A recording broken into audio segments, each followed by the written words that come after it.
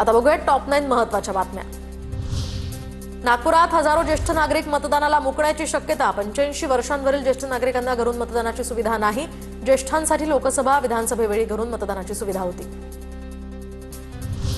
येवला कृषी उत्पन्न बाजार समितीमध्ये लाल कांद्याच्या दरात आता घसरण, तर गेल्या आठवड्याच्या तुलनेत 400 रुपयांची मोठी घसरण। कांदा उत्पादकांच्या उत्पादन खर्च सुद्धा यामधून निघणं कठीण झालंय। एलन मस्क यांच्या मालकीच्या ग्रोक या AI चॅटबॉटद्वारे अश्लील आशय प्रसारित। केंद्र सरकारच्या माहिती आणि तंत्रज्ञान मंत्रालयाकडून या संदर्भात तीव्र चिंता व्यक्त। एक्सनं चूक मान्य केली असून आता 3,500 आशयाचे भाग आणि 600हून अधिक खाती हटवल्याची माहिती। राज्यामध्ये आरोग्य विभागांतर्गत होणाऱ्या बदल्या मूल्यांकन प्रणालीनुसार होणार, तर सार्वजनिक आरोग्य मंत्री प्रकाश आंबेडकर यांच्या सूचना।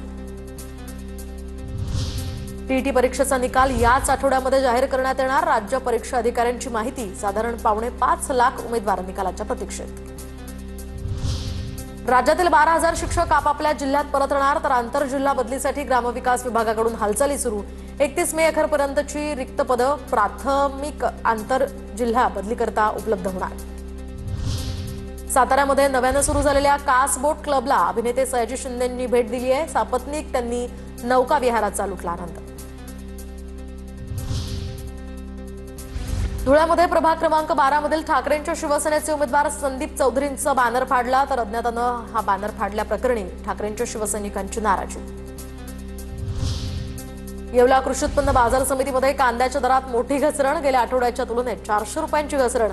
कांद्याची आवक वाढल्यामुळे सध्या दरात घसरण। शेतकरी मात्र आर्थिक संकटात।